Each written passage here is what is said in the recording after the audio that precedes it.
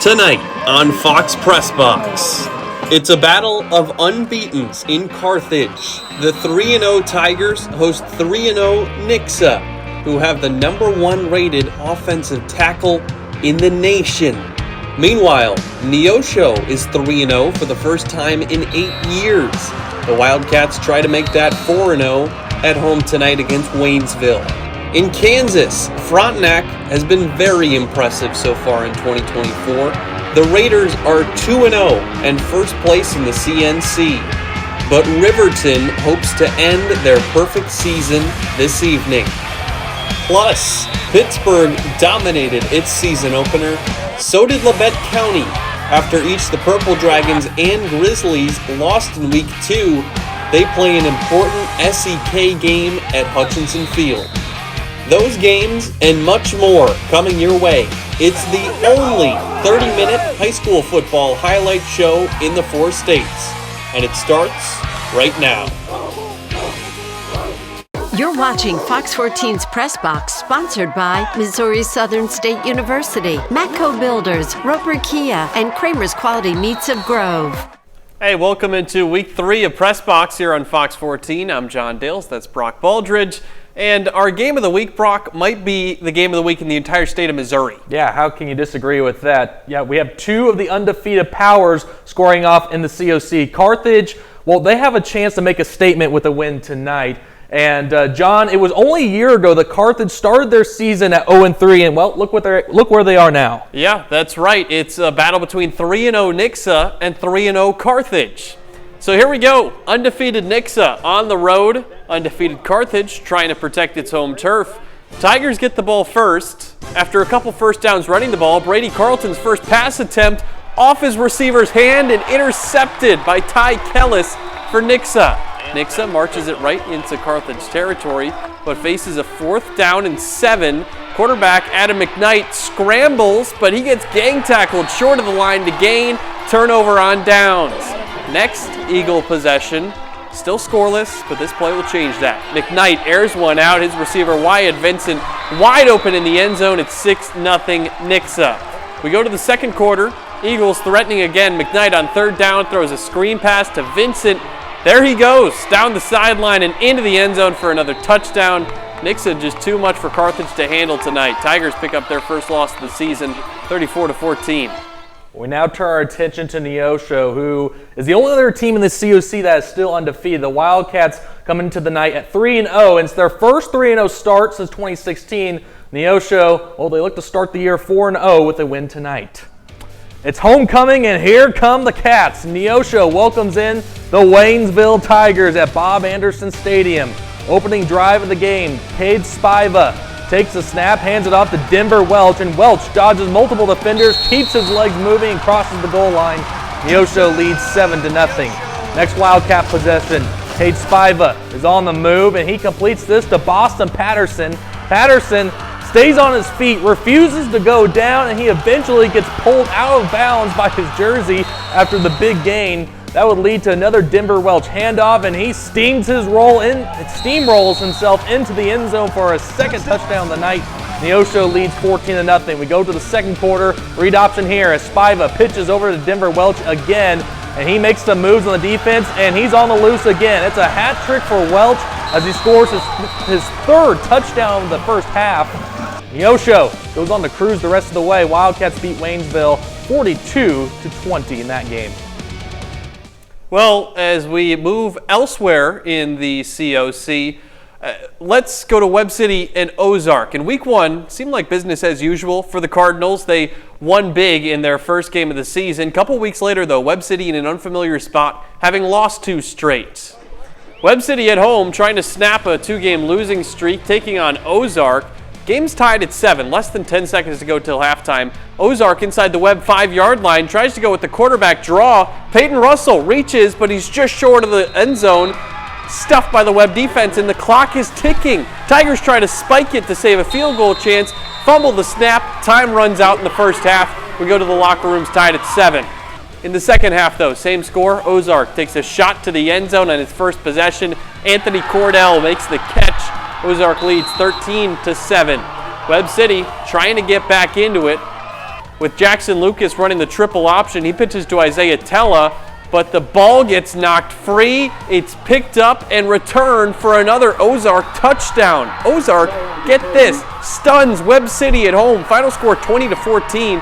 Cardinals drop their third in a row. Boy, who would have seen that coming? Nobody. Webb City 3 in a row. Well, we go over to another local COC team, the Joplin Eagles, who we might have underestimated a little bit.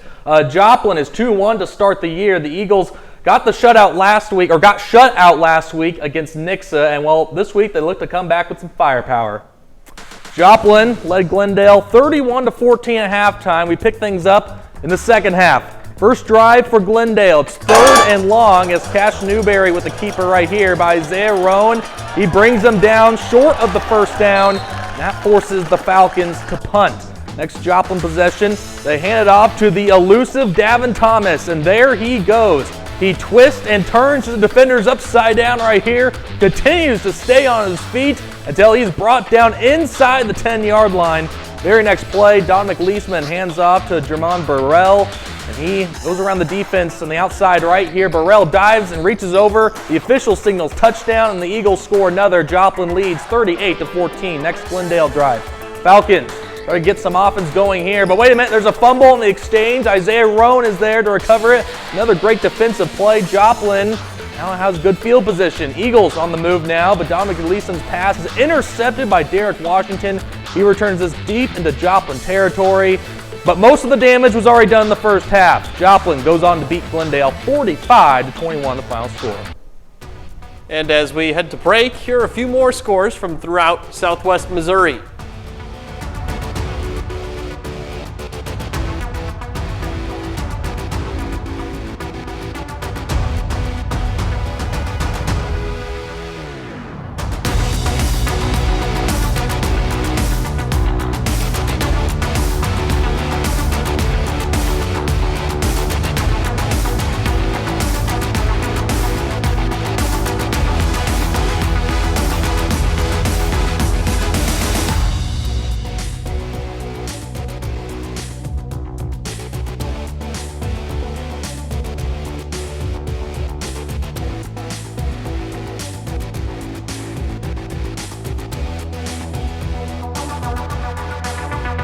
You're watching Fox 14's Pressbox, sponsored by Roper Kia, Missouri Southern State University, and Associates of Dentistry.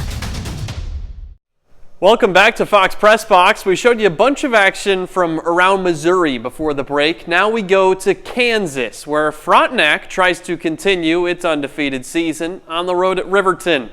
Let's start. Beginning of the second half, Raiders already up. They kick off to start the half, and it's picked up by Riley Greer for Riverton. Picks up just a few short yards before he's brought down. Next play, Rams toss it to Noah Parker. He zigzags around the backfield, but eventually is corralled for a loss by the Raider defense. About 11 minutes to go in the third. Cale Forbes finds Aiden Witherspoon. Here's a big play. Picks up about 20-30 on that play, but the ball gets turned over back to the Raiders. Brock Weimers then hands the ball off to Dominic Riccardi. Big night for him on the ground. He picks up a first down. We go ahead now. Weimers again finds this time Jaden Houghton, who has enough room to reach into the end zone for a touchdown. Raiders get their first points on the board in the second half there. They win by blowout. Final score 47-8. Frontenac certainly looks like one of the power teams in the CNC, just as they were last year. Well, that game could be a big tiebreaker, but as far as this game goes, let's go to another CNC contest. It's the Girard Trojans taking on the Baxter Springs Lions, both 1-1 to start the year. Each of these teams playing each other for the first time since 2021. Both teams enter the field looking to add a win in front of a big crowd. The Trojans win the coin toss, and they choose to kick off to the Lions to start the game. Opening kick here as Braden Wade catches the ball and puts forward some good yardage for the Lions. Third down with 11 yards to go for Baxter. Isaiah Main hands it off to Zach Price, who gets shut down by Scott Moore right here after gaining a few short yards on the run play. Trojans first drive now. Ben Colin finds Scott Moore for an open reception. Moore takes it downfield for about an 8-yard pickup. Both teams still scoreless to this point. Colin pitches back to Corbin Bowen, and he puts on the Astroburners right here. Picks up a good 15 yards, fairly deep in the Lions' territory. Late in the first half, Siler Sammons runs the quarterback keeper into the red zone. They push him forward, and he gets the Trojans' first touchdown of the game. The Trojans lead the Lions with a loss tonight. Girard goes on to beat Baxter Springs 41-3, improving to 2-1 on the season. Big win for Girard. They've won 2 straight. Now we go to the SEK League. Pittsburgh and Labette County both got big wins in their season openers, but each of them lost last week. Tonight, the 2 of them square off at Hutchinson Field. Pittsburgh already with a big lead, got the fans fired up in the second quarter, and their defense holding Labette County in check. Here you get a big sack to push the Grizzlies back further, but Labette County not going to stay down for too long. Aaron Wyrick drops back, heaves one to the end zone. Barrett Eaststand makes the catch. What a grab. That's a 30-yard score, and it's the first points of the game for Labette. Dragons offense, though, not to be outdone. Next drive, Malcolm Riley gashes that Grizzly defense for a first down. Then Carson Nicholson rolls out to the right. He's got time, and he airs one out to the end zone where Connor Profit makes the catch. Purple Dragons lead 42-7 at half, and they go on to win big over their SEK rival. Final score 55-21. Great game at Hutchinson Field. And speaking of that, there was another game played on that same field the night before. Columbus travels to Colgan for a big CNC matchup, but both teams had to wait for Mother Nature to cross first. After a 2-hour and 30-minute rain delay, we finally get ready for kickoff on Thursday night between the Titans and the Panthers. We start off late in the first quarter. Carson Simmons takes a snap. He's looking to buy some time, throws across the middle, and Will Schrimmer goes up to make a terrific catch, pays the price for the big hit right there. That would later set up a read option play for Simmons as he keeps it himself, scores the easy touchdown. Panthers lead 7-0. We head to the second quarter now. Colgan up 14-0. Carson Simmons with a snap right here. Play action. Great protection here from the O-line. Simmons fires one deep to Brady Bedart. He hauls it in, goes down to the 2-yard line after that big play. A few plays later now. High snap here as Simmons reads this one perfectly, makes a man miss, and he will walk into the end zone for his 3rd touchdown of the night. Colgan now leads 21-0. But the Titans look to get on the board before halftime. They do just that. Sophomore running back Mason O'Banion grinds his way into the end zone for 6 points. Titans go for the 2-point conversion. Jack Valila is swallowed up in the backfield by Noah Duncan. He takes him down for the sack. This game ended past midnight, but Colgan gets the win. Panthers beat the Titans 35-14. So I guess maybe 2 games technically today at Hutchinson Field. As we go to break, here are some more scores from around Southeast Kansas.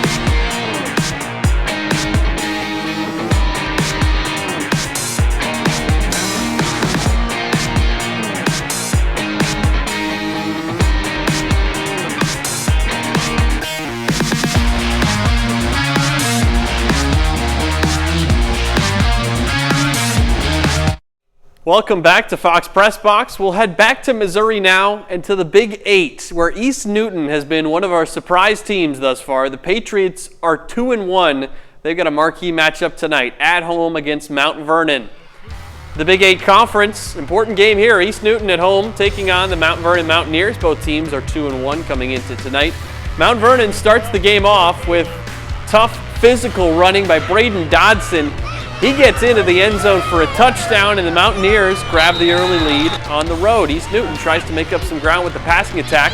Will Eichelberger finds Caden Youngblood. That's going to move the chains for a first down. East Newton continues to go to the aerial attack. Eichelberger drops back. This time it's Virgil Rozier, who's quickly brought down after moving the chains once again. But East Newton doesn't make it on the board in the first quarter. We go ahead to the second quarter, where River Enlow changes that. He gets into the end zone for a touchdown. East Newton's on the board, but Mount Vernon doesn't give the Patriots very long to celebrate. Gavin Johnston finds Coy Felton here, streaking down the sidelines to the end zone. That's the 3rd Mountaineer touchdown of the night. They keep it going well after that. Mountaineers beat East Newton 48-6. Well, we usually cover at least one big let me start that over. We usually cover at least one 8-man football game every week, but so not too often that we cover 6-man football, and that was the case on Thursday night as the Jatopa Hornets play in their first home game of the season. Homecoming on Tuesday night in Jatopa, the Hornets take the field and welcome in the Cunningham Wildcats. We start on the opening drive of the game. Will Wegerer takes a snap and floats it over the middle to Dylan Halderson, who makes the one-handed catch.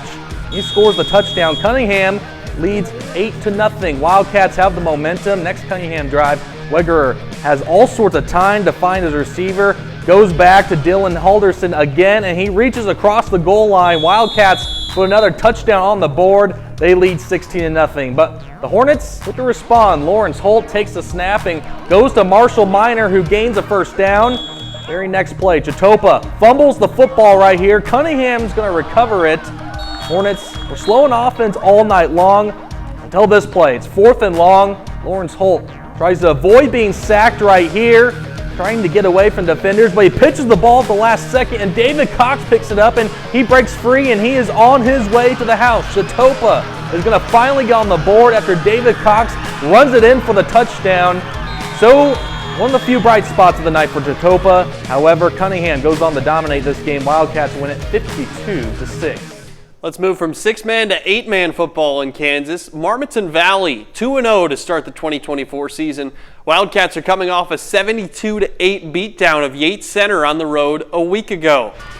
We go to Arma, where the Northeast Vikings are taking on the Wildcats from Marmaton Valley.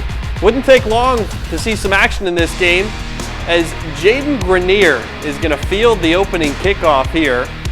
Off of bounds, picks it up, and then he's off to the races. 80 yards to the house the other way to start the game. Touchdown, Wildcats. After the Wildcat defense gets the ball back to the offense. Next drive, Braden Lawson gives a short toss over to Cooper Sharp. He slipped past the defense. You had an 80-yard touchdown already. How about a 60-yard score here? Another touchdown from Marmaton Valley later on in the first. This would continue to be a trend. Lawson targets Grenier at the goal line. He gets in for another touchdown. Marmaton Valley hangs on and wins big, 50-0. Wildcats are 3-0. As we head to break here, a couple scores from Oklahoma. We've got much more from the Sooner State when we come back.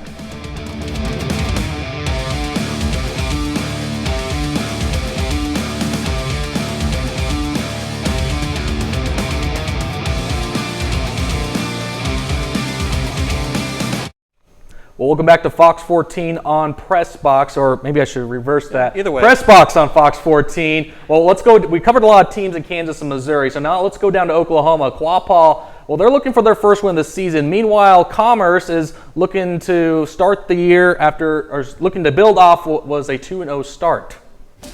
Quapaw is wearing its blue and red jerseys tonight for Native American Heritage Night. Second half here, Keelan White takes the handoff and is stopped behind the line by 2 Wildcats. Later in the drive, Grayson Shelton rolls out to his right and finds his receiver Brody Jones, who takes it in for the Commerce touchdown. It's now Quapaw's turn.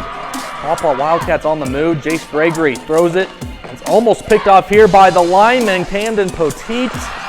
Later in that drive, Caden Porter takes the handoff, and his man will not go down right here. That's going to be good enough for a first down. And here we see Porter hits Austin Lake with a screen pass, but he is brought down for a loss of yardage. Last shot for Quapaw right here. It's 4th and 11 near the end zone. Porter's going to scramble to his right, and he will throw it, and the pass is going to be deflected by Commerce's Bryce Busby. Score was narrow in this game, but Quapaw hangs on to win this one 22-21. Well, for our final set of highlights tonight, we stay in Oklahoma over to Welch High School, who has a very solid and proud football program. Wildcats are 2-0. Tonight they try to improve to 3-0 for the 4th year in a row. Homecoming night in Welch, Oklahoma. Wildcats face Cave Springs. Early on in the first quarter, Cole Lynch takes that handoff, moves the chains forward, and then the Wildcats go back to Lynch. He takes another handoff, this time gets into the end zone for a Welch touchdown. It's 6-0. Mason Clinton then calls his own number on the 2-point conversion. Read option works, and he reaches across and in. It's 8-0. Wildcat defense holds tough, still 8-0. And then once they get the ball back, Welch gets the stop here first, but once they do get the ball back, Eric Pitcher takes this carry to the outside, weaves his way past a couple defenders. He runs it in for a Welch touchdown. Welch wins big on homecoming night. Wildcats shut out Cave Springs 49-0. Well, who had the best performance of the week? Let us know by voting at KOAMNewsNow.com/vote. Your first option is Neosho. Wildcats steamroll Waynesville 42-20. They stay undefeated on the season. They moved 4-0. Your second option is the Frontenac Raiders. The Raiders also remain undefeated. They dominate Riverton 47-8 on the road. Frontenac sits alone at the top of the CNC standings as one of the only remaining unbeaten teams. And we go back to Missouri for your third option, and Mount Vernon. The Mountaineers go on the road to an upstart East Newton team and handle the Patriots with ease. Final score there, 48-6. Vote now. Poll stays open till Monday at noon. KOAMNewsNow.com/votes. Well, it's all the time we got for you on this episode of Fox Press Box. Thanks for staying up very late with us into the next day. We'll see you right back here next Friday night.